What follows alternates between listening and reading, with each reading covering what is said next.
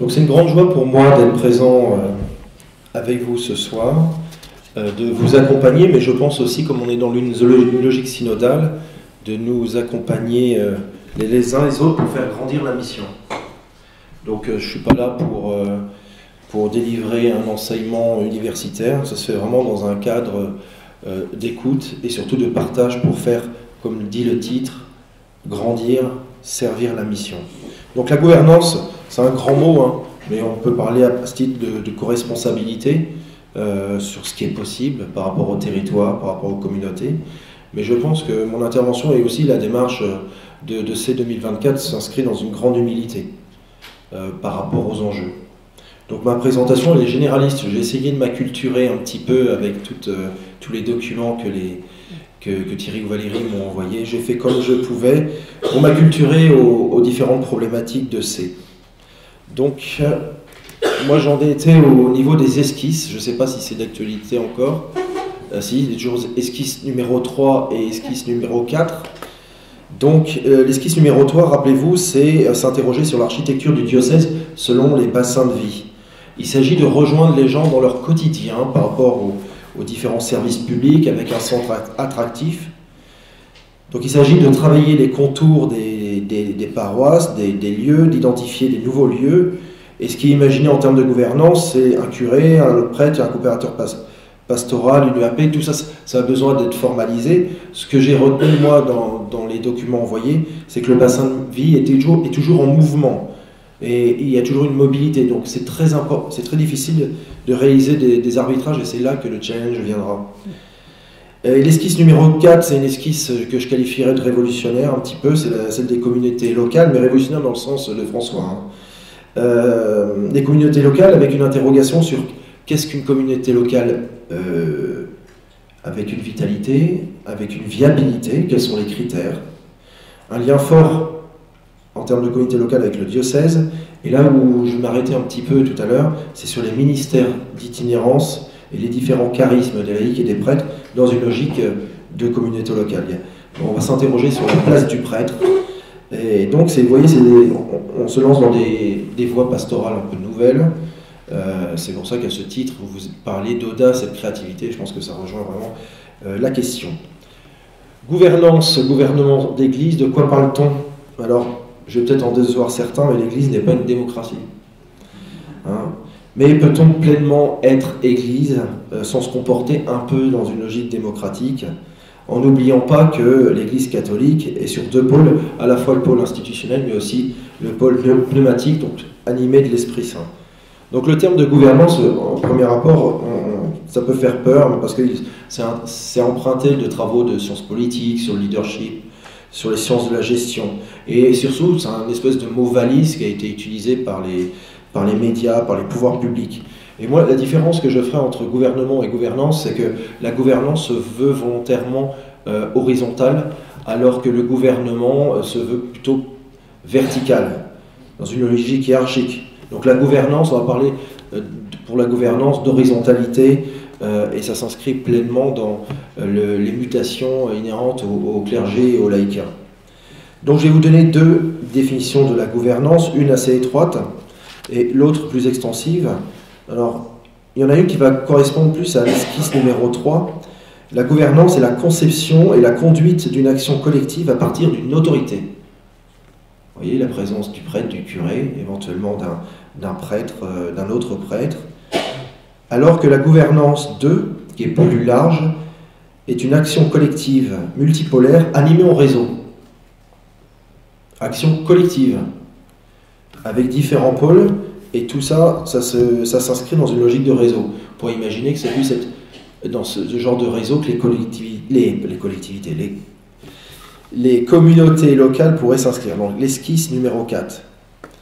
Donc voilà, qui dit gouvernance dit pouvoir. Et il y a toujours des processus de concertation, de négociation, d'arbitrage à plusieurs niveaux. Mais l'enjeu, c'est l'exercice de la co-responsabilité. Et je pense qu'en tant que chrétien, avec le pape qu'on a actuellement, on s'inscrit parfaitement dans cette dynamique. Ensuite, je vais faire un bref point sur le retour des différentes évaluations. Et en aucune façon, je veux faire de stigmatisation. C'est plus des défis, en quelque sorte. Donc j'ai noté dans les documents envoyés que le pays d'Alençon, il y avait toujours cet attachement fort aux anciennes paroisses. Il y a eu des décès, il y a eu des fatigues de prêtres sur ce pôle missionnaire. Un vieillissement, j'ai noté, des non-renouvellements des laïcs, des équipes pastorales, et on a un centre avec une paroisse, la paroisse Notre-Dame, qui est très dynamique avec des jeunes, donc c'est un pôle central, et que par contre les relais fonctionnent assez peu. Dans le pays d'Argentan, on a plus des difficultés de coordination entre les différents acteurs pastoraux. Je dis des choses volontairement négatives, mais il ne faut pas y voir ça comme... Il faut y voir quelque chose pour progresser, quelque chose de défi. Le bassin d'Auge, donc les bassins de vie sont très éloignés dans le pays d'Auge, mais ils ne s'attirent pas mutuellement. On a un vieillissement des assemblées, mais ce qui est revenu du compte-rendu du pays d'Auge, c'est une hausse des catéchumènes. Et ça, c'est une donne à prendre en compte dans la gouvernance du diocèse à venir.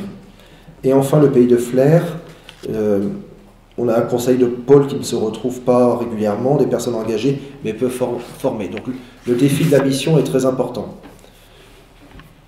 Donc voilà, la gouvernance, ça s'inscrit dans l'audace, mais bien sûr dans l'humilité, parce qu'il y a des arbitrages à faire en ligne de crête. On donne le goût de la conversion, de la mission, mais ce goût de la mission et de la conversion, ça ne doit pas se faire avant tout parce qu'il y a une pénurie de prêtres ou un vieillissement des laïcs, c'est parce qu'aussi on est tous appelés au sacerdoce commun des baptisés. On est tous concernés. La question de la gouvernance amène bien sûr la place du prêtre, du diacre, des laïcs. Les laïcs, du fait d'une fécondité sacerdotale moindre, sont devenus des experts dans certains domaines de compétences. Il suffit de voir les délégués épiscopaux dans les diocèses qui sont confiés à des laïcs. Et il y a une espèce d'une typologie des laïcs. Les laïcs salariés qui ont une légitimité professionnelle. On a dans les EAP, dans les conseils pastoraux, une légitimité politique des laïcs. Et les militants, ceux qui sont dans leur tâche, dans leur paroisse, dans les doyennés, c'est leur savoir-faire. Donc derrière, il y a la question du pouvoir. Et souvent, quand on rencontre les gens, il arrive de dire « on va essayer d'éviter de rentrer dans le cléricalisme ». Mais n'oubliez pas que le cléricalisme, c'est pas qu'une affaire de prêtre. Les laïcs peuvent être parfaitement cléricaux, cléricalistes, tout ce qu'on veut. L'idée, c'est de casser cet entre-soi. Donc voilà, comment ces mutations s'inscrivent-elles dans le territoire, le cadre de vie des fidèles? Donc cette pastorale est en tension et toujours dans cette logique entre verticalité et horizontalité. Et donc ça, c'est toujours à penser à rééquilibrer. Donc la gouvernance des territoires, l'importance de voir des territoires d'église, c'est de les voir comme des lieux de vie et pas comme des guichets de service où on vient chercher ou inscrire son enfant pour le baptême. J'ai mis, dans le cadre de mes recherches universitaires, j'ai fait un néologisme avec cette géocatholisation. C'est un néologisme qui veut dire où sont les catholiques, où est la vie des catholiques aujourd'hui. Et donc malheureusement on aboutit à une forme d'injustice spatiale. Les évêques qui autrefois, il n'y a pas si longtemps que ça, pensaient que c'était possible de couvrir tout le territoire, ont fait le deuil de ça maintenant. Clairement on parle d'injustice spatiale dans les diocèses et même dans les paroisses avec des zones de non-droit où c'est très compliqué de pouvoir vivre de sa foi parce qu'il n'y a pas de fraternité locale, parce qu'il n'y a pas de prêtre qui dessert une église. Il y a plein de donnes comme ça. Alors, une église en mouvement, en quête de stabilité. Donc canoniquement, là, je prends l'exemple de la paroisse, elle se veut volontairement stable, mais vous voyez bien le problème, c'est que la paroisse se veut stable, mais la communauté, elle, est synonyme de mouvement. Donc là, il y a une tension. On ne peut pas dire qu'une communauté soit stable. Elle est appelée à être évangélisatrice, à être sans arrêt en mission, à bouger, elle est en mouvement. Donc il y a un process un peu paradoxal. Notez aussi que le tissu des fidèles se contracte, et malheureusement, le territoire où les fidèles se retrouvent, lui, se dilate. On a quelque chose encore de paradoxal. C'est qu'on va se retrouver sur des pôles, et pourtant on étend la zone, je dirais, institutionnelle, administrative de l'Église. On fait de 2 paroisses un secteur, demain ça sera 3-4 paroisses, ou un bassin de vie, ou des zones de mission. Voilà. On a cette opposition, ce paradoxe entre une polarisation et une dilatation des territoires. Sauf qu'aujourd'hui, dans nos paroisses, clairement, on est devenu des terres de mission. Ce que je disais au Père Laurent tout à l'heure, lorsqu'on lit les textes du magistère depuis quelques années, les prêtres, les évêques dans leur assemblée plénière disent « Ah oui, mais ça ne nous concerne pas, je pense aux assemblées de la parole, je pense à certains arbitrages à réaliser par rapport au laïcat, par rapport au ministère. Tout ça, ça ne nous concerne pas parce qu'on n'est pas un pays de mission. On n'est pas comme l'Afrique, on n'est pas comme l'Asie. » Ben, je pense qu'aujourd'hui, la donne, elle a changé. On est véritablement un pays de mission. Et ça se retrouve encore plus avec les problématiques de ruralité. Donc je ne reviendrai pas sur ce qu'a dit l'urbaniste de Caen, qui a fait un topo extraordinaire, qui a dû vous donner des billes pour définir un certain nombre de choses. Mais voilà, vous voyez, une densité de 46 habitants au mètre carré, des territoires qui se vident, avec des friches, l'absence de services publics, une fracture numérique, ça on n'insiste pas assez sur la fracture numérique, parce que la fracture numérique, pendant la pandémie, elle a été encore plus mise en exergue que lorsque Internet, dans le quotidien, quoi. Le diocèse de Sèvres, mais je ne veux pas dire de bêtises, fait face aussi à des franges avec des logiques interdiocésaines, avec les communes du sud-est de l'Orne, Alençon qui est tourné vers la Sarthe. Mais voilà, il y a des choses quand même qui sont intéressantes lorsque cet urbaniste de Caen a parlé qu'il y a le retour à la campagne, et c'est vrai que Monseigneur Lebouche, dans les Terres d'Espérance, le dernier document de l'épiscopat, je pourrais vous donner les références, parle d'un regain d'intérêt du monde rural par rapport à la saturation des villes. Et pourtant, le monde rural est bien présent encore, avec le CMR, le MRJC. Il me semble que vous avez eu des missions WAMPS, ça vous parle ici dans le diocèse, des jeunes qui viennent dans les... Voilà, WAMPS, c'est comme ça. Voilà. Donc tout ça, je pense qu'il faut... L'idée, c'est de repenser les conditions logistico-spirituelles de nos vies en rural. Et je citerai, parce que je suis accueilli ici, hein, donc je suis sympa, Monseigneur Habert. Voilà. Qui a dit dans cette rencontre sur le monde rural des évêques, qui parle pour la nécessité d'un appel au dialogue, à la cohérence, à la responsabilité. Le monde rural est une école de réalisme assez radicale, mais qui appelle une école de réalisme assez radicale, vient rejoindre ce que disait Valérie tout à l'heure. Ça va peut-être demander aussi une radicalité dans la réflexion et dans l'accouchement de la réflexion. Mais voilà, l'idée c'est de révéler aux gens, pas seulement aux fidèles, mais aux différentes personnes qui gravitent autour de l'Église ou vers qui l'Église pour aller, qui sont appelés à une grande mission. Il y a eu besoin de temps forts, notamment je pense aux fêtes de la création, avec les frères missionnaires des campagnes. C'est ça c'était assez. Oui, j'ai bien bossé le truc. Hein. L'idée c'est de rassembler, de fédérer, et en milieu rural, il y a des diocèses qui ont pu réaliser des fraternités locales à l'échelle des communautés, grâce à la diaconie. En fait, on est dans une logique de paupérisation des zones rurales, et par des arbitrages épiscopaux, de placer ou d'appeler telle ou telle personne au diaconat dans telle ou telle zone pour assurer et dynamiser cet apostolat auprès des plus fragiles.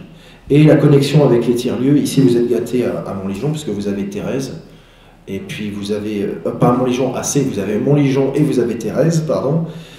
Alors Montligeon, on pourrait dire que c'est un sanctuaire international, il y a des pèlerins du monde entier qui viennent à Montligeon, et Thérèse, une figure docteur de l'Église. Donc là, c'est aussi un rayonnement à prendre en compte dans des arbitrages. Et donc la gouvernance des territoires, c'est donc l'articulation des différentes réalités d'Église, hein, comme les sanctuaires, les lieux de formation chrétienne, les abbayes, les monastères. Et donc c'est à partir de là que les populations des différents lieux appréhendent le fait chrétien et peuvent s'approprier la vision diocésaine. Et ça c'est essentiel.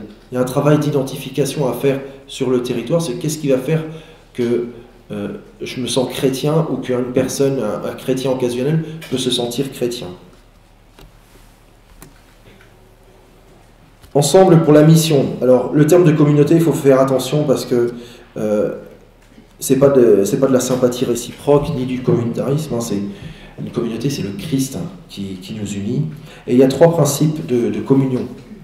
Donc, l'identité, C'est l'identité des différents états de vie, l'identité par rapport aux questions sociologiques. L'altérité, eh ben, on peut penser que là, justement, un prêtre, la pastorale venant d'un prêtre, la place des femmes, en quoi nous sommes différents. Je vous donnerai une petite citation d'Emmanuel Lévinas. Nous sommes responsables du visage de l'autre. C'est très très beau. Et la liberté, bien sûr, c'est la co-responsabilité. Alors là, il y a un mot un peu indigeste en latin, ça veut dire « jamais sans l'évêque ». Alors c'est un peu provocateur. Mais aujourd'hui, vous voyez, à l'automne 2023, les évêques ils se sont penchés sur la théologie de la mission. Et ils ont rebondi sur le processus de nouvelle évangélisation. Et la gouvernance d'un diocèse, avec un évêque, a profondément changé quand même depuis le concile. Et je suis quand même engagé au niveau diocésain, au niveau paroissial. J'ai eu le petit retour aussi de Thierry. L'importance de l'envoi en mission, l'importance de faire église, ça passe aussi par des lettres de mission adressées à des bénévoles de la plus petite échelle, l'échelle paroissiale, ou même l'échelle de la pastorale des jeunes. Samedi, je vais me faire remettre une lettre de mon curé, un peu indigeste, je l'ai lu, mais signée du curé, et ça va être remis devant tous les paroissiens de la basilique. Et je pense qu'aujourd'hui, dans les diocèses, il n'y a pas cette systématisation de relire régulièrement les lettres de mission, de les corriger. Le nombre d'amis diacres que j'ai sur le diocèse d'Autun qui ont relu et réévalué avec l'évêque leurs lettres de mission juste à leur retraite. Ça veut dire que pendant 20 ans, en fait, ils étaient toujours sur la même lettre de mission, sans corriger, alors que tout a un peu bougé dans leur mission. Donc je pense que les lettres de mission, avec le processus d'évaluation et de correction, est essentiel. Ça fait du bien à celui qui a envoyé, et puis ça fait un peu aussi pour l'Église de prendre soin d'eux. C'est un peu... L'évêque joue le rôle de bon pasteur aussi en canalisant justement tous ces envois en mission. Donc la synodalité, un vent de démocratie, je l'ai mis entre guillemets dans l'Église. Donc certains diocèses se sont lancés dans des parasynodes. Les parasynodes, c'est des synodes mais sans les axes, c'est des structures beaucoup plus légères. Je prends l'exemple d'Autun qui a fait des parasynodes et qui a accouché d'une large invitation à certains hommes à se lever pour le diaconat. Et le premier parasynode du diocèse d'Autun, il y a eu une quinzaine de diacres qui dans les années qui ont suivi, se sont levés pour rendre service comme au ministère du Seuil, quoi. Donc moi c'est une question que je me suis posée, c'est une question que je pose de temps en temps à des éveils. Est-ce qu'il serait pertinent d'encourager des diocèses à lancer des consultations légères, des consultations participatives de type synodal sur un rythme régulier, des formules souples, ce qu'on appelle des espèces de des visitations avec des partenariats de paroisse en paroisse, de pôle missionnaire puis pôle missionnaire, pour voir comment ça se passe chez l'autre, pour se connaître. Tout ça, ça participe à l'identité diocésaine. Les gens, ça leur permet de se rencontrer, et il ne s'agit pas de lancer la cavalerie avec des actes synodaux ou des synodes, mais plutôt des structures que Valérie ou Thierry pourraient mettre en place dans quelques années régulièrement. Mais voilà, c'est des choses qui sont très intéressantes parce que c'est souple et ça permet aux gens de se rencontrer. Vous voyez, par exemple, récemment, il y a eu une consultation diocésaine juste avant le synode sur la synodalité, dans tous les diocèses. Donc, moi, je serais curieux de savoir qui a eu le compte-rendu ou les fruits de la consultation diocésaine.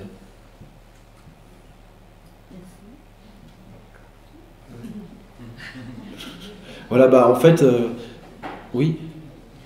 Donc les diacres et puis les salariés.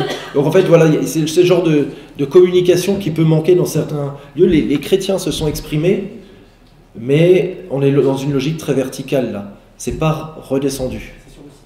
C'est sur le site, mais il faut qu'ils y aillent. Et comme c'est la fracture numérique, les gens des zones rurales, ils ne peuvent pas aller dessus. C'est dommage. Je prends l'exemple d'une réflexion synodale dans le diocèse de Nancy, qui a eu lieu en 2010, alors c'est assez vieux, mais c'est la première fois là qu'il y avait, grâce à ce synode, la mission de coordinateur paroissial avec ces fameuses paroisses où ensemble les paroissiaux sans prêtres. Et c'est dans la foulée, en 2013, qu'il y a eu des assemblées diocésaines ordinaires. Chaque année, cette instance réunit jusqu'à 200 acteurs d'Église pour réfléchir sur un thème donné. Donc cette logique synodale est très importante. Alors je vais avancer parce que du coup je vois que l'heure déroule. Les minorités créatives, les communautés locales, en fait c'est la question des indices de vitalité. Comment on crée de la vitalité. Là-dessus, il y a un vrai savoir-faire. Vous pourrez peut-être aller, sur le diocèse de Grenoble-Vienne, ils ont monté des fraternités missionnaires vraiment à l'échelle territoriale la plus petite. Et ça, c'est intéressant, et ça vient rappeler les communautés locales. Là-dessus, sur tout ce qui est fraternité, minorité créative, il y a un vrai savoir-faire des évangélistes. Je vous invite à lire le livre « Comment devenir plus catholique en s'inspirant des évangéliques ». Et beaucoup de jeunes le lisent, parce que les jeunes, ils ont le feu, hein, ils sont comme nous, mais du coup, il y a des méthodes, il y a des outils, hein, ça peut être des gros mots, ça, dans l'Église, à un moment, le résultat, la méthode, les outils, et donc c'est très intéressant de se pencher là-dessus. Par rapport au ministère du prêtre, aujourd'hui et demain, entre stabilité et itinérance, moi j'aimerais rebondir, on a bien vu que dans les Skis 4, le vote des prêtres était un peu plus timoré, je dirais. Mais en fait, c'est assez compliqué peut-être aujourd'hui d'être prêtre dans le contexte actuel des réorganisations paroissiales, de l'importance parfois des évêques donnés à des prêtres fidèles de noms étrangers, aux équipes d'animation paroissiale, aux missions confiées à des laïcs. Alors là, je vous ai fait la matrice relationnelle du prêtre, et vous voyez le prêtre, la relation à l'évêque, aux confrères, aux laïcs. Je vous laisse le parcourir pendant que moi, de mon côté, j'avance. Le prêtre, aujourd'hui, il est coincé entre la stabilité, qui a été rappelée en 2020 dans un texte, une instruction de la congrégation pour le clergé. Mais attention, stabilité du prêtre au sein de l'espace paroissial ou de la paroisse, ça ne veut pas dire inamovibilité. Hein. C'est très important de voir ça. Donc, est-ce que ça ne serait pas pertinent de mettre un CDI-PP, un contrat à durée indéterminée du prêtre en paroisse, j'en sais rien. Mais l'idée, c'est, voilà, il y a eu des études comme quoi une communauté qui vit un changement de pasteur tous les 6 ans connaît à terme aucune croissance numérique. Et des fois, les curés sont déplacés alors que tout va bien. Ça interroge toujours les chrétiens. Donc, la question de la stabilité est surtout, est certainement au cœur de la vitalité des communautés. Et par contre, moi, j'ai eu des petites interrogations par rapport à l'itinérance. On dit, oui, les prêtres, ils se retrouvent avec 13 ou 14 clochers. C'est des prêtres itinérants, alors ce n'est pas forcément des gyrovagues, mais est-ce qu'on peut imaginer qu'il y a une itinérance choisie? Est-ce qu'il y en a qui ont vu le film Sacerdoce? Voilà. On voit le prêtre de l'Ariège, bon, c'est un exemple, hein, qui a fait cette itinérance choisie. D'autant plus que derrière prêtre itinérant, il peut y avoir certains qui sont détachés de toute charge pastorale, en mission itinérante à plein temps pour leur diocèse. Il y en a d'autres, c'est des mobilités sur des périodes courtes, l'été. D'autres, ils se joignent à des équipes de laïcs. Mais l'objectif de cette itinérance choisie, il faut prendre cet objectif, et ça sous réserve d'avoir suffisamment de prêtres, mais on peut se poser la question aussi pour les laïcs de cette itinérance, c'est d'insuffler un élan missionnaire dans un lieu. Bon, après, il y a quand même des petits points de vigilance. C'est le risque d'appauvrissement de la vie sacramentaire des chrétiens. Comme on met les prêtres sur les routes, il y a des endroits où ils ne sortent pas. Donc, est-ce que multiplier les missions laïques pour remédier à la diminution des nombres de prêtres risque pas de conduire à une diminution de la vie sacramentaire? C'est une question. Donc, il y a une constante recherche pour l'Église de conjuguer l'identité sacramentelle et confessante avec ce qu'on appelle les déterminations humaines et la dynamique territoriale. La spiritualité de communion, ça s'inscrit dans les derniers textes du magistère, et le diaconat, alors n'y voyez vraiment pas de la provoque là, diaconat et mystère institué, pourquoi faire? je reviens. Alors attendez, hop. Diaconat et ministère institué, pourquoi faire?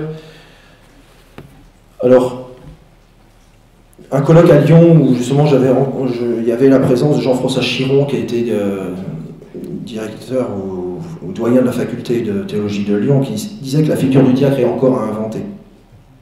Les diacres, ils ne forment pas de diaconum. Il n'y a pas de collège représentatif d'expression collective des diacres. Et pour les laïcs, la figure des diacres n'est pas aussi limpide, notamment lorsque les laïcs, je dirais, sont de plus en plus experts dans leur domaine de compétences lorsqu'ils sont embauchés dans un diocèse. Des fois, on a tendance à dire, bah tiens, s'il n'y a plus de prêtre, on fera appel à un diacre pour gérer la paroisse. Est-ce que la dalmatique, elle peut remplacer la chasuble? Ça, sur le papier, ça paraît facile à dire, mais les diacres, ils ont une épouse, et des fois l'épouse, ça la saoule quand le diacre il va célébrer 15 baptêmes le week-end, ou qui part sur les routes. Enfin, il y a une vie conjugale, il y a une vie familiale, et puis il y a le service à l'église. C'est pas un statut qui est simple. Les ministères institués, ça s'inscrit dans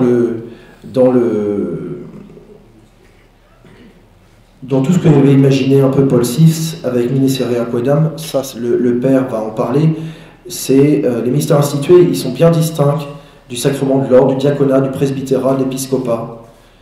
Et vous avez entendu parler avec le magistère de François que a été rétabli le lectorat, l'acolytat. Mais pour la femme, il y a eu des motu proprio. Le pape François a mis le motu proprio Spiritus Domini sur le caté Antiquum Ministerium. Donc, on a la volonté de mettre en avant les laïcs à l'échelle romaine, mais il ne s'agit surtout pas, en termes de gouvernance, de multiplier les fonctions, mais plutôt de régénérer le corps de l'Église. Régénérer, refonder, rénover, revivifier, c'est des termes qui reviennent dans ces 2023, celui 2024. Et donc, tout ça s'inscrit, l'articulation entre ces ministères institués, si un jour ils seront opérationnels dans nos diocèses, dans une logique de gouvernance. Mais encore une fois, ces laïcs qui sont institués peuvent se retrouver au cœur de fraternités locales missionnaires. On rejoint les fraternités locales itinérantes qui se tournent vers les espaces les plus enclavés. Il y a eu un article dans La Croix où il y avait des échanges. Qu'est-ce qui est plus important pour vous? C'est de faire découvrir à mes paroissiens les catéchèses du pape François sur l'évangélisation, prendre conscience du corps du Christ, redécouvrir le sens du sacré, faire entendre le témoignage des catéchumènes, parce qu'il y a de plus en plus de catéchumènes, ils ont quelque chose à dire, mais est-ce qu'on les écoute? Et donner sa place aux plus petits, aux plus fragiles. Donc, au niveau des... Hop. J'ai quelques exemples à vous montrer par rapport au ministère institué et aux communautés locales. Il me reste 10 minutes. Vous avez le diocèse de Poitiers et ses communautés locales. Donc, alors, on pourrait imaginer que c'est de la vieillerie, puisque ça s'est fini en 2001, sauf que beaucoup de personnes considèrent Monseigneur Rouet comme un visionnaire.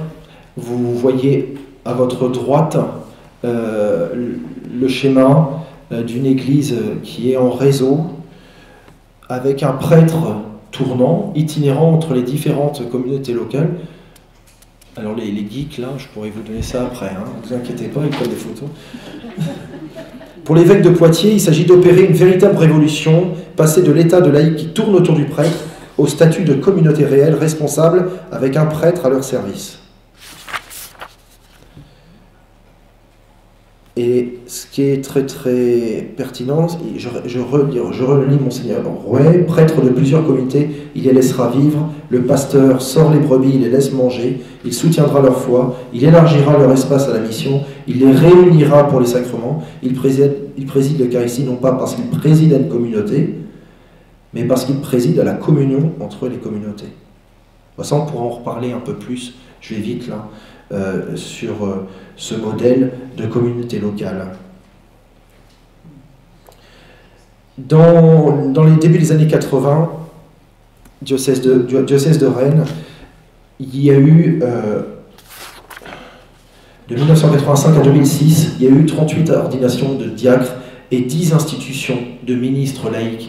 Avignon et Rennes, dans ces années-là, ont été les seuls diocèses à surfer sur Ministeria Quaedam et donc à instituer des laïcs. Et vous avez vu cette carte, Monseigneur Julien, à l'époque, il y en a certains, ça leur parle, a une réflexion d'aménageur, c'est-à-dire qu'il a découvert que dans le sud du diocèse, il n'y avait aucune vie ecclésiale, beaucoup de vieillissement, et il a choisi de nommer des laïcs et d'instituer des laïcs dans ces zones-là. Les portes d'entrée pour les trouver, c'était dans le CMR, dans les différents mouvements, et donc ce qui est intéressant, c'est que ces laïcs en mission, ces laïcs institués, donc officiellement par l'Église, avaient un véritable rôle d'animateur local. Ça s'est arrêté après, et c'est là qu'on a entendu une sémantique de coopérateur, de relais, parce que d'une certaine façon, peut-être que les ministres institués ont fait peur, parce que c'était encore une autre institution, c'était peut-être trop tôt par rapport à aujourd'hui, et puis alors ça n'a pas marché peut-être aussi parce que les femmes étaient exclues des ministres institués à l'époque. Mais ce qui est intéressant, c'est de voir que cette logique ecclésiologique d'institution répond à une logique d'aménagement du territoire, à une logique géographique.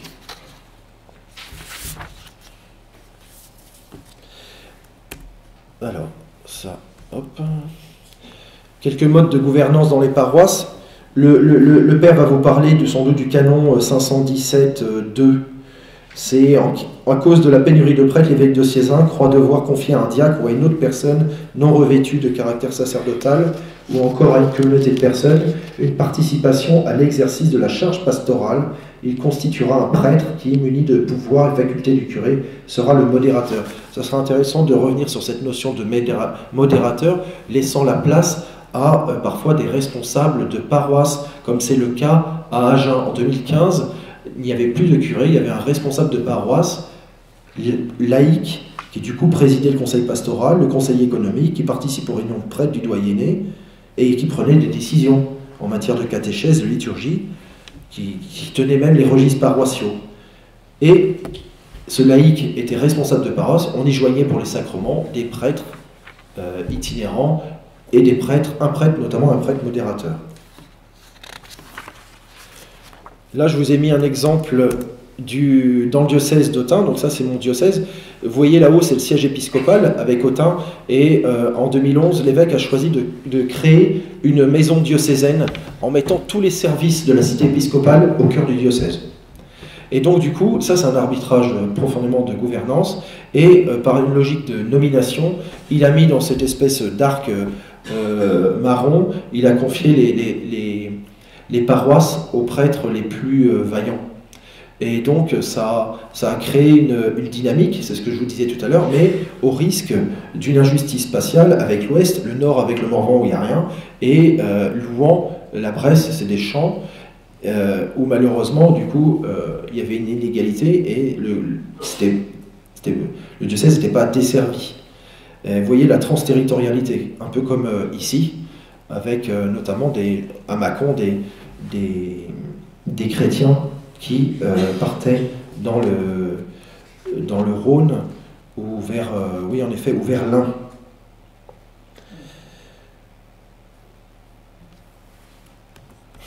Alors on arrive à la fin. Les parcours alpha. Alors je sais qu'il y a des parcours alpha dans tous les diocèses, mais je les ai étudiés de près dans le diocèse de Rennes, notamment dans les zones les plus rurales.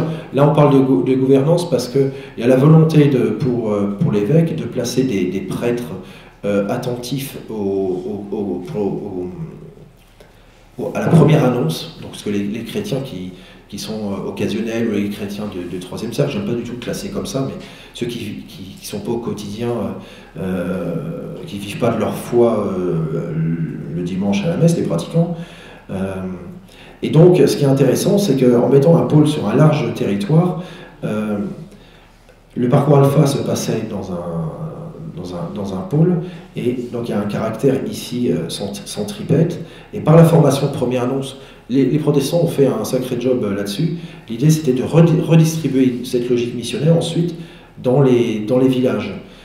Et ça fonctionne très bien. C'est-à-dire qu'il y a un pôle central qui va délivrer tous les outils, et encore n'ayons pas peur des mots, c'est anglo-saxon, hein, les parcours alpha à la base, des outils, des méthodes pour les chrétiens, pour la première annonce, et la formation, et ensuite dans une logique de rayonnement, c'est redispatché dans les différents villages, en l'occurrence les différentes communautés locales. Alors, j'ai presque fini, il me reste 3 minutes. Alors, une question, vous voyez, 2023, ça faisait un certain temps qu'il y avait aussi peu de prêtres ordonnés, 88 prêtres ordonnés en 2023. On peut s'interroger, cette ordination en baisse, tout en sachant que c'est aléatoire. Hein. Le magistère du pape François sur tout ce qui est motu proprio, la place de la femme, le ministère de catéchiste avec l'importance de la transmission de la foi, et bien sûr tout ce qui est ministère associé, ministère de la parole, parce que derrière le ministère de la parole, c'est pas seulement lire à la messe, ça peut être aussi animer des groupes bibliques, faire de la direction, je ne sais pas si c'est pour les laïcs qu'on parle comme ça, de la direction spirituelle, tout ce qui est en lien avec la parole de Dieu. En fait, on peut se demander si les planètes ne semblent pas s'aligner par rapport à toutes ces mutations du laïcat. Mais encore une fois, ce qui revient, c'est la notion d'audace. Je reprendrai les propos de Jérôme Beau, monseigneur Jérôme Beau, l'archevêque de Bourges, et président du Conseil pour les ministres ordonnés, les laïcs en mission ecclésiale. C'est tout frais, juin 2023. L'important ne réside pas dans les chiffres. Alors les évêques, ils disent ça depuis le début. Sauf que là, on a atteint peut-être un seuil. Là, hein. Le réel enjeu, c'est que nous assistons à l'émergence d'un nouvel équilibre ecclésial. Le presbytérium rural homogène auquel nous étions habitués est en complète évolution. La place du prêtre dans la communauté est en plein bouleversement. La question de fond est de savoir ce que la communauté chrétienne attend, ce qu'on attend tous. Quelque chose de nouveau est en gestation. Le travail des prochaines assemblées épiscopales promet beaucoup de changements dans l'articulation des ministères laïcs, notamment. Ça a annoncé lors de la dernière assemblée plénière des évêques. Il faut se réjouir des vocations que Dieu nous donne et de la beauté des ministères laïcs. Vous voyez, deux phrases là-dessus. Et voilà. Alors, du coup, merci Guézou, c'est l'illustrateur. Là-haut, vous voyez, on est peinard, on est à la messe, il fait chaud, on reste bien entre nous. Mais qu'est-ce que nous demande le Christ? Eh bien, c'est de sortir. Et je pense que c'est 2024, c'est une église en sortie, ça. Ce que nous demande le pape François. Donc je pense que envoyer comme ça, c'est assez violent, mais je pense qu'il y a la stratégie des petits pas. Mais je pense que ça va bien refléter l'état d'esprit notre état d'esprit, et puis l'état d'esprit de beaucoup de laïcs. Et puis en bas, alors vous voyez, il y a un mélange d'état de vie, des prêtres, des religieuses, des laïcs. Et puis la façon d'aborder la mission, comment on l'aborde, et quand on veut aborder, on voit toute la sémantique, alléluia, super, ça va décoiffer. Qu'est-ce qu'un prêtre, qu'est-ce qu'un laïc, un évêque en charge de cadrer la mission va faire avec ces mots-là, quand on voit toute cette énergie débordante. Et puis vous voyez la figure du prêtre qui se réjouit, nous aussi on peut se réjouir, et je pense que vous voyez, demain, quand je vais rentrer chez moi, il y aura des bougies un peu partout sur les fenêtres, ça se fait. Et c'est un peu comme des sentinelles. Et je pense que dans votre démarche synodale, en écoutant et en suivant cette logique-là, vous êtes appelés à être des vrais sentinelles pour favoriser le témoignage, pour construire. Ça va se faire en douceur, mais... Et en plus, lorsqu'on écoutait votre évêque... Oh là, ça sonne, ça frère. Lorsqu'on a écouté Monseigneur Feuillet, oula, tais-toi, silence, voilà, c'est bon. Monseigneur Feuillet, comment j'étais bluffé de voir comment Monseigneur Feuillet s'abandonnait à tous vos échanges sur la vidéo. Il dit, ben, moi j'écoute, j'ai rien en tête. Alors ça, voilà. Et ben, je vais construire avec vous. Et ben moi, je trouve que vous avez de la chance, voilà.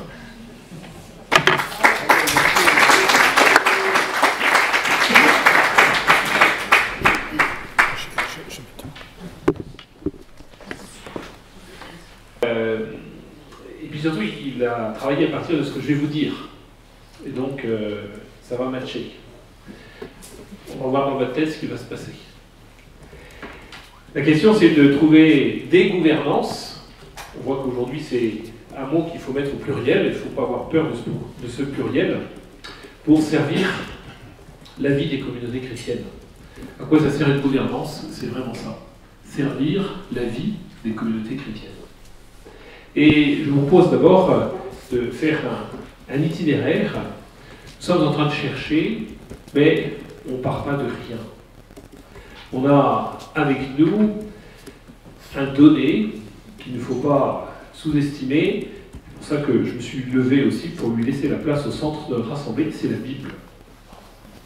Et dans la Bible, on a quand même beaucoup d'éléments de réponse. Je vais partir de là. Je vais partir de 1 Corinthiens 12 et Romains 12. Le corps. L'Église, c'est le corps. Vous vous souvenez, ces textes avec beaucoup de membres, mais aucun membre ne peut dire à l'autre « j'ai pas besoin de toi ». T'es l'oreille, le pied, ben voilà. Parfois, on est obligé de se déplacer parce qu'on est en limite de portée de l'ouïe. Voilà. Donc une oreille a besoin d'un pied, et ainsi de suite. Et ça, c'est tout à fait important. D'autant que cette image du corps, qui va culminer avec Éphésiens 4, rappelle qu'un corps, quand même, pour que ce ne soit pas n'importe comment, désordonné, désarticulé, pas en état de service, eh bien, il faut une tête. Et c'est ça la question aujourd'hui qu'on va devoir creuser. On sait bien que pour l'Église, dans l'absolu et dans la réalité spirituelle, la tête, c'est le Christ. Sauf que, institutionnellement, il faut bien qu'on arrive à représenter, rendre présent cette tête. Alors, voilà, c'est ça la question. Quelle tête pour que le corps vive? Je repose la question de la gouvernance comme cela. Quelle tête pour que le corps vive? Dans un premier temps, je vous propose d'aller se promener tranquillement dans la Bible, en notant par exemple le dernier chapitre de Romains, où Paul est en train d'adresser tout un tas de salutations. Et il y a une liste là qui est extraordinaire, avec des mots qui sont différents, avec des personnes qui sont différentes, parce qu'il y a des femmes dedans. C'est donc pas si nouveau. Quand on écoute Saint Paul, il parle qu'il a des collaboratrices avec lui. Donc, on n'est pas en train de réinventer des choses étonnamment neuves, différentes de ce qu'on connaît. Non, Paul le faisait déjà. Ce terme de collaborateur, il existe dans la première lettre aux Thessaloniciens. Pourquoi je cite la première lettre aux Thessaloniciens? Parce que peut-être que vous savez, c'est le plus vieux texte du Nouveau Testament. Donc ça veut dire que déjà, dans le plus vieux texte du Nouveau Testament, avant même qu'on ait écrit les évangiles, on parle de ce collaborateur. Et Paul, il en cite plusieurs. Et dedans, il y a des hommes et il y a des femmes. Voilà. Vous voyez, je parle de ces fondements exprès pour dire on a de l'assise. On n'est pas en train d'être empataugé dans je ne sais quel marais et brouillard. Revenons à cette église primitive qui nous donne un témoignage qui peut nous encourager. Je vais aller très vite, mais c'est intéressant de voir que quand on fait ce petit parcours, dans le document que vous aurez, on vous citera un livre intéressant de Charles Perrault. Alors, c'est pas l'homme qui écrit des contes, hein, c'est un bibliste, voilà, P-E-2-R-O-T. eh bien, il écrit un petit livre « Après Jésus, le ministère chez les premiers chrétiens ». Et dans ce livre, il fait une analyse de comment naît notre vocabulaire. Parce que figurez-vous qu'il a fallu aller chercher dans la langue. Bien, vous connaissez le mot presbytre, ça donnait presbytère, c'est presbytéral. Donc tout ça, on le met du côté de prêtre aujourd'hui. Mais à l'époque, ça voulait dire juste les gens qui étaient âgés, les anciens, qui avaient une responsabilité, qui avaient de la sagesse. Et donc, c'était un peu des pôles de référence. Alors, ce qui est intéressant, c'est que dans les premiers textes du Nouveau Testament, on en parle au singulier, mais très vite, et ça devient systématique, on en parle au pluriel. Et ça, c'est peut-être quelque chose qu'il faut qu'on se redise. Tiens, mais est-ce que vraiment je respecte de parler des prêtres au pluriel? Plutôt que de viser tout de suite la singularité. J'ai mon prêtre. Vous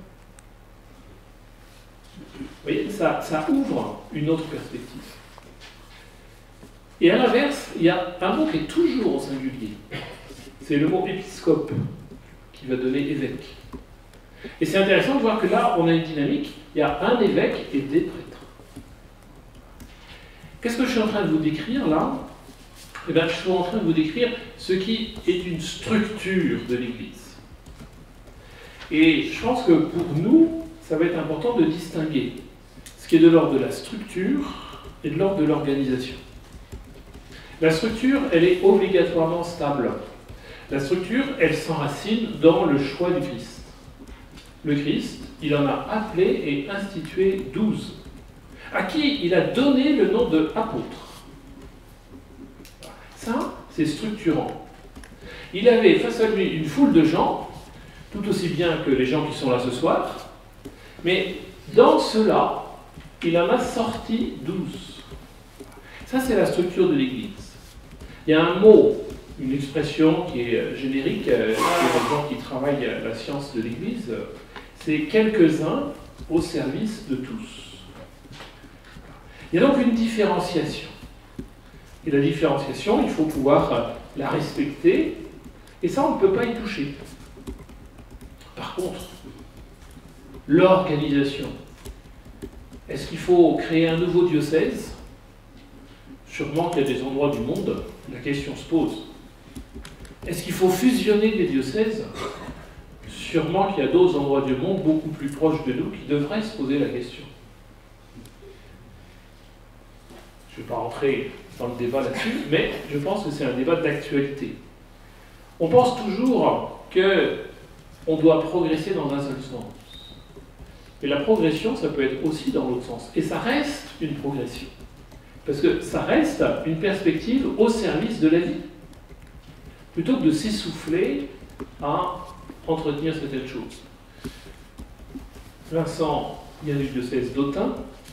En ce moment, il partage son évêque avec le diocèse voisin, Nevers, où il n'y a plus d'évêque. Mais tout le monde se demande s'il y en aura un autre, un jour, ou pas. La question est vraiment sur la table. Vous voyez? Eh bien, il faut se poser là, parce que... Bon, je ferme. Parce que je pars trop loin, et on se discutera après de ça si vous voulez. En tout cas, retenons ça. Il y a une structure. La structure, on ne peut pas la changer, parce que la structure, c'est le Christ qui l'a mise en place. Par contre, les différentes formes, eh ben, c'est là où nous devons travailler ensemble, c'est là où nous devons nous laisser habiter par l'Esprit Saint, c'est là où nous avons un discernement à faire et des décisions à prendre. Moi, je ne me prononcerai pas, parce que ce n'est pas ma mission de savoir s'il faut 5 ou 6 espaces missionnaires. C'est de l'organisation. Il faut mûrir la décision et la prendre pour voir comment la mettre en œuvre. Ce ne sera pas définitif. D'ailleurs, vous le savez, puisque avant il y avait autre chose. N'oublions pas de dire et avant encore il y avait autre chose. Et avant encore il y avait autre chose. La structure des paroisses du temps de Saint Jean-Eudes, quand il est né ici en 1601, ce n'était pas la structure que vous avez connue il y a 10 ans. Vous voyez ? Donc, il faut qu'on ait cette vision et cette perspective dynamique de l'Église. L'Église est une dynamique. Notre problème, entre nous soit dit, c'est que nous avons la mémoire courte. Quand on dit « ça a toujours existé », qu'est-ce qu'on dit? Eh bien, on dit que je peux remonter jusqu'à ce que me disait ma grand-mère. Donc en fait, le toujours, c'est ma grand-mère. Mais avant ma grand-mère, en fait, j'en sais rien. Ça peut être complètement différent. Alors comme moi, j'ai des grands-parents qui s'y sont mis sur le tard, j'ai des grands-parents qui sont nés au 19e siècle. C'est déjà pas si mal pour remonter dans le temps. Mais enfin, ça va quand même pas loin sur 2000 ans d'histoire de l'Église. Vous voyez, donc ayons cette prudence dans nos affirmations et sachons que l'Église est dans un mouvement. L'Église est dans une dynamique. Et dans cette différenciation, il y a un geste particulier, c'est l'imposition des mains. Voilà, dans les quelques-uns, ils reçoivent l'imposition des mains. Tous reçoivent le baptême. Et ça me paraît être capital. Vatican II, le code actuel de l'Église, a magnifié une expression tout à fait importante. C'est que dans nos mentalités, et on voit bien comment on en parle, on crée tout de suite une séparation, une distinction. Alors il y a les prêtres et les autres. Et bien on oublie que pour être prêtre, il faut déjà être baptisé. On oublie que Vatican II nous a donné un terme précis, alors en latin Christi Fideles, en français fidèle du Christ, qui est le dénominateur commun. On est tous des fidèles du Christ. Et l'Église, c'est l'assemblée, ça veut dire Église, des fidèles du Christ. Et on doit rassembler cela tous ensemble. Et après, pour faire vivre cette communauté, il y a une distinction structurelle. Quelques-uns au service de tous. Voilà, ça va être notre clé pour pouvoir avancer. Et comme l'a annoncé Vincent, je ne vais pas vous décevoir, il y a dans le code de droit canonique quelques précisions pour mettre ça en musique. Il y a en fait 4 canons. Je ne vais pas les lire ici, je ne vais pas vous en faire le détail, mais je vous donne la référence. C'est facile, vous tapez le code de droit canonique sur votre internet et vous avez accès à celui de Paris, que je recommande, et à celui de Rome. Pourquoi je recommande celui de Paris? Parce que, étonnamment, celui en ligne au Vatican, il n'est pas à jour. Le pape a fait tellement de réformes qu'ils n'ont pas le temps de suivre là-bas. Par contre, à la faculté de droit canonique de Paris, vous avez un code qui est extrêmement à jour, avec même les dernières mentions. Voilà, donc utilisez celui-là. Et vous aurez le canon 519 qui nous décrit la tâche du pasteur d'une communauté chrétienne qu'on appelle habituellement la paroisse. Alors ça c'est un terme qui est intéressant, vous le conjuguerez avec le canon 515. Je ne vais pas vous faire le ploto ce soir, mais voilà, prenez quelques numéros en passant. Voilà, c'est intéressant parce qu'on dit la paroisse a une figure habituellement territoriale. Habituellement. Ça veut dire qu'on pourrait donner une autre forme à la paroisse. C'est, bon, je suis canoniste aussi, mais c'est un peu mon drame, c'est que les gens fusillent le droit canonique, mais sauf qu'ils n'ont jamais travaillé. Donc ils disent « Ah non, non, mais ça nous empêche de... » Sauf qu'ils ont oublié toutes les exceptions, toute la souplesse que le code donne. Habituellement territorial. Ça veut dire qu'une paroisse, ça peut être défini tout à fait autrement. Et alors, ce pasteur de la paroisse habituellement territoriale, je vous lis la fin du canon. Alors, bon, je remonte un petit peu avant la fin. Qu'est-ce qu'on nous dit? Quelle est sa mission? Il va devoir enseigner, sanctifier et gouverner. Ça, pour notre réflexion, ça me paraît important.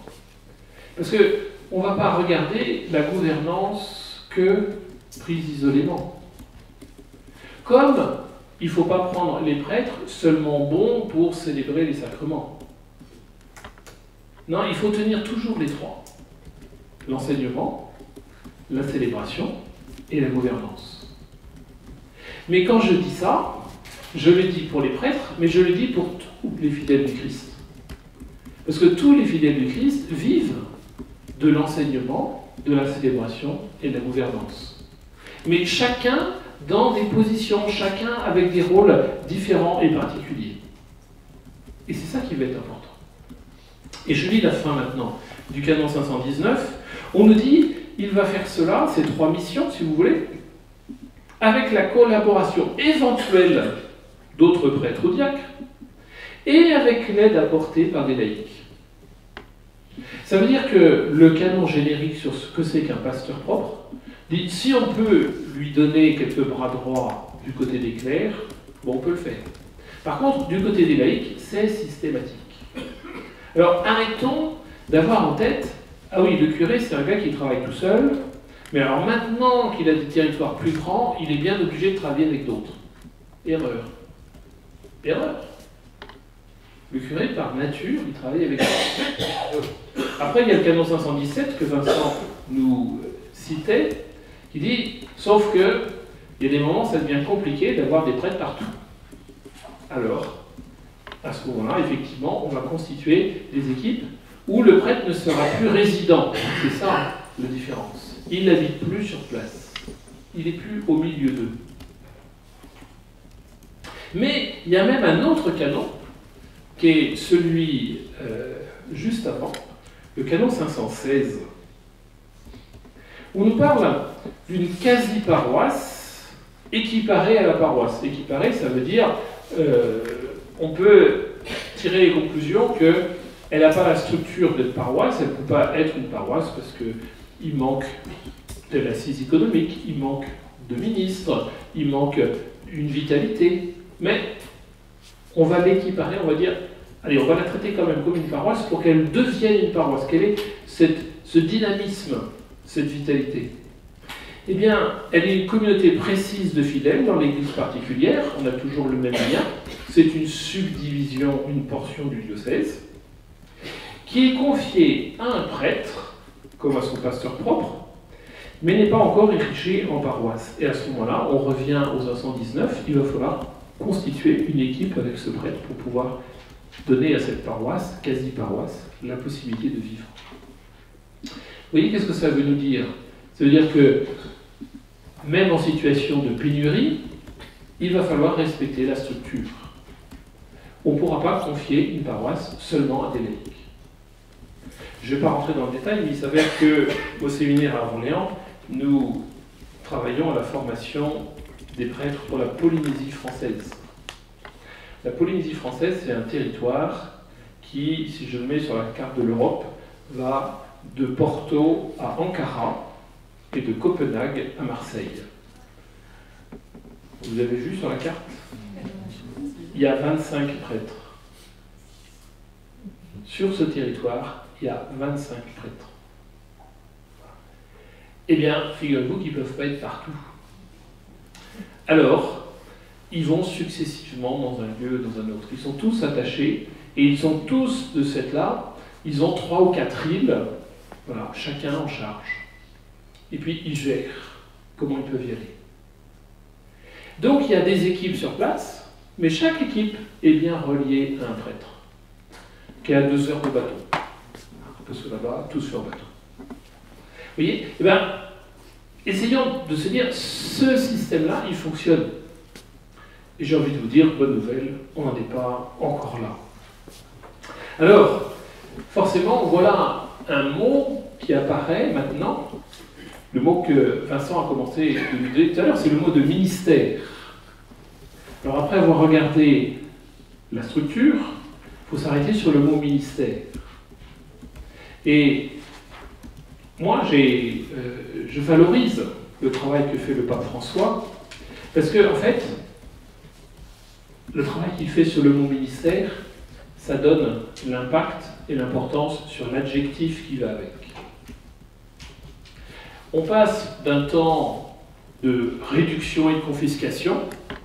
Avant, vous entendiez, j'espère que c'est révolu, mais bon, je sais que ce n'est pas encore le cas, voilà, un prêtre qui dit « mon ministère ». Et ça dit sa façon d'être impliqué au service de l'Église. Aujourd'hui, le mot ministère est dégagé. Pourquoi? Parce qu'il faut lui adjoindre un adjectif. Ministère ordonné ou ministère baptismal. Moi, j'aime bien parler comme ça. Pourquoi? Parce qu'à la fois, ça nous redit où est la source de ce ministère. Un ministère qui provient de la grâce de l'ordination, c'est un sacrement. Un ministère qui vient de la vocation du baptême et que les laïcs vont pouvoir exercer par une institution. On n'est pas sur le même degré, mais il y a une reconnaissance. Ce que je trouve important quand il y a institution, ça veut dire qu'au préalable, il y a une formation.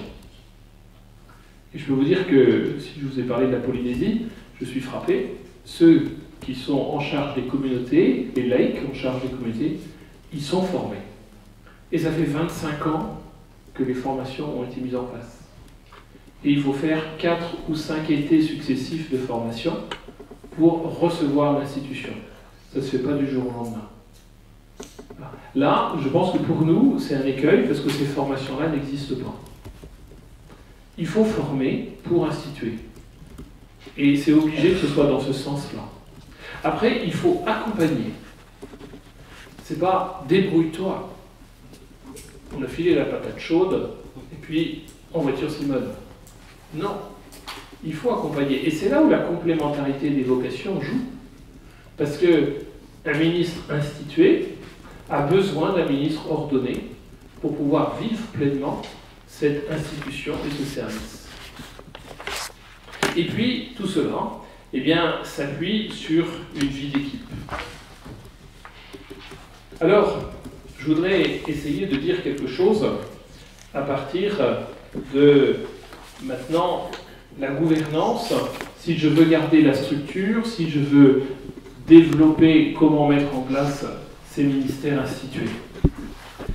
Je voudrais vous laisser quelques convictions de fonctionnement. D'abord, qui dit gouvernance dit équipe. C'est impossible de gouverner seul. Le rapport tête-corps que j'ai passé au début. Il faut des membres et une tête. Mais une tête sans membres, ça ne fait pas de corps. Et un corps sans tête, ça fait quelque chose qui est mort. Donc il faut garder ensemble. Et il faut qu'il y ait cette qualité, ce travail, cette complémentarité des vocations. La deuxième chose, c'est de savoir que, par nature, l'Église, toutes les cellules de l'Église sont un lieu pour l'expansion. Qu'est-ce qui se préoccupe de l'Église? C'est de partir de quelques-uns qui ont découvert le Christ à tous qui le connaîtront. Et là, il y a encore tout un chemin à faire. Vous savez qu'il y a 2 tiers des habitants de notre planète aujourd'hui qui n'ont jamais entendu parler de Jésus-Christ. 2 tiers. Ça veut dire qu'on n'a pas fait tout le boulot encore. Eh bien, vous voyez bien que ce n'est pas le pape tout seul qui va s'occuper des 2 tiers qui restent. Ce n'est pas les évêques, ce n'est pas les prêtres. C'est tous les baptisés, tous les Christi Fideles doivent avoir cette préoccupation. Et ce que je crois, c'est qu'à ce moment-là, il faut qu'on ait tous cette vision, cette connaissance de notre appartenance à des cellules souches qui sont appelées à s'étendre, qui sont appelées à être dans une expansion. Le Concile Vatican II, dans le Vegetium, il nous parle de germe. J'aime beaucoup cela. On est dans une terre rurale, on sait ce que c'est qu'un germe. Voilà. Et comment ce qui va germer, eh bien, va grandir, va se déployer. Et c'est ça qu'il faut. Et moi, je crois qu'il faut qu'on ait de cette là, ces cellules. Il y a un mot latin pour ça, désolé, mais il est bien pratique parce que c'est le chetus. Voilà. C-O-E-T-U-S. Le chetus. Eh bien, le chetus, c'est cette cellule base.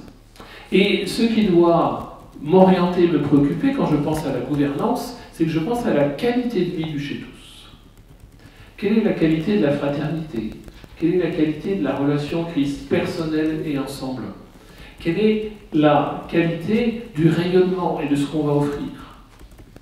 J'ai eu la chance d'être dans une équipe diocésaine de la pastorale des jeunes il y a fort longtemps, où on a vraiment vécu une fraternité assez étonnante, qui a fait naître une complicité, qui nous a donné beaucoup d'audace pour entreprendre des choses assez étonnantes et surprenantes. Et on a eu comme retour, vous nous donnez envie. Et c'est ça la clé. C'est ça la clé. Quand on a une vie d'équipe qui est enracinée dans le Christ et la fraternité, ça donne envie. Et à partir de là, la dynamique d'expansion est possible. Et je crois que c'est comme ça. Pour moi, la question de la gouvernance, c'est pas d'abord si on va définir un vocabulaire avec est-ce que ce sera responsable, co-responsable, coopérateur, collaborateur et combien, voilà. Non, non, non. C'est le cahier des charges de la qualité de ce qui va être vécu. C'est ça la visée. Et la qualité de ce qui est vécu, c'est ça qui va donner envie. Et à ce moment-là, on est vraiment dans cette dynamique de faire église. Une église où il y aura des cellules, mais une église qui ne se pense pas avec des cellules isolées les unes des autres, mais de cellules qui sont en relation les unes avec les autres. Et peut-être que justement chacun devient un des moteurs, un des éléments de cette relation. Moi j'aime bien penser l'Église comme un puzzle. Un puzzle c'est très intéressant parce qu'il y a beaucoup de pièces. Il faut les ordonner parce que sinon il n'y a pas d'image. Mais les pièces elles s'enchâssent les unes dans les autres parce qu'elles ont besoin les unes des autres pour arriver à constituer l'image de l'ensemble. Et on sait que toutes les pièces n'ont pas la même façon de s'accrocher les unes aux autres. Et dans cette démarche-là, je reviens à Paul. Paul qui dit aux Colossiens, dans le corps, il doit y avoir des articulations et des jointures. Articulations et jointures, ça nous dit quelque chose d'un corps qui va être vivant. Ce ne sera pas une statue, ce sera un corps vivant. Mais pour moi, articulation et jointure, ces pièces du puzzle qui permettent de le structurer, c'est ça ce qu'on peut attendre des clercs. Et à partir de là, les autres pièces vont être prises dans le mouvement. Et ça tombe bien, articulation et jointure, il faut des nerfs, il faut des muscles. Et bien ça va être ce que les laïcs vont pouvoir apporter, avec certains qui seront même les os qui portent l'ensemble, et qui permettent qu'effectivement le corps soit solide. Je ne mets pas la solidité du côté des prêtres, mais le mouvement, la fluidité, le dynamisme. Le quelques-uns, tous, il est dans cette façon d'appréhender une église où chacun trouve sa place et peut permettre d'être dans cette dynamique-là. Et vous voyez que c'est une autre façon de dire synodalité. Une autre façon de dire synodalité, parce que chaque élément, petite parcelle, petit bout du puzzle, a besoin des autres, parce que sinon, ça ne fera pas un corps vivant. Ça fera juste une cellule, mais une cellule qui est dans un péril. Nous savons que si nous nous isolons, nous sommes dans le péril. Si nous faisons équipe, si nous constituons un chez tous, tout à l'heure, Vincent nous évoquait cette fraternité missionnaire, ça peut être une autre façon de traduire chez tous. Et puis il va falloir dynamiser ces fraternités missionnaires qui vont constituer des communautés locales. Et je crois que ça c'est très important de se dire que penser la gouvernance, il va falloir penser 3 niveaux. Il y a le niveau diocèse, le niveau espace missionnaire et le niveau local. Et il va falloir trouver le vocabulaire pour ces 3 niveaux. Et ce qui est très important, c'est que les niveaux ils sont complémentaires les uns des autres. Alors ne cherchons pas à faire tout partout. Je pense qu'aujourd'hui, c'est un des drames de l'Église. On veut que toutes les paroisses aient exactement toutes les mêmes services. D'abord, ils n'ont pas tous les mêmes besoins. Vous savez, c'est comme les gamins qui se chamaillent pour avoir la même chose, parce qu'ils n'ont pas le même âge. Ben, pour nos paroisses, c'est pareil. Elles n'ont pas les mêmes besoins. Donc, arrêtons de faire juste du copier-coller et cherchons les spécificités locales. Voyons comment l'espace missionnaire va être une conjugaison de spécificités locales, mais toujours dans ce principe, j'aime bien prendre cette image de la tache d'huile. La tache d'huile, c'est assez génial.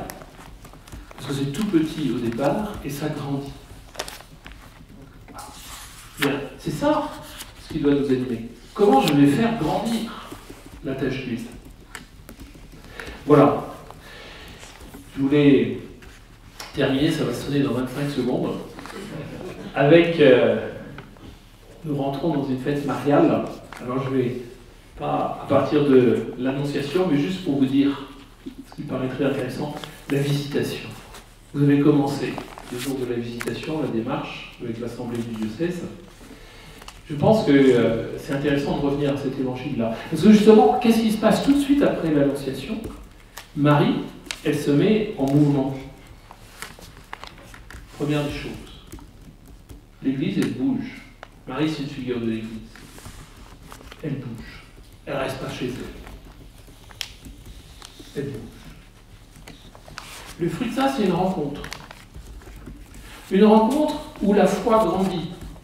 Comment est-ce ce bonheur que la mère de mon Seigneur vienne jusqu'à moi? Faut avoir fait de la théologie pour pouvoir sortir une phrase pareille. Élisabeth, moi, elle m'épate. Comment est-ce ce bonheur que la mère du Sauveur, je ne sais pas si vous voyez, il nous a fallu 350 ans pour arriver à comprendre ce que c'était la mère du Sauveur, Théotokos. Élisabeth, elle a pigé tout de suite. Elle a pigé tout de suite. Pourquoi? Parce qu'il y a eu une rencontre, un aller vers, une visitation. Et qu'est-ce qui se passe à ce moment-là? Regardez, ces deux femmes enceintes, elles constituent une cellule d'église, un chez tous. Un chez tous tellement extraordinaire qu'aujourd'hui, on parle encore de leur foi. Aujourd'hui, on parle encore de leur témoignage. Aujourd'hui, on parle encore du service que Marie est allée rendre à Élisabeth. Aujourd'hui, on décrit la qualité de cette vie d'église qu'il y avait à travers cette rencontre.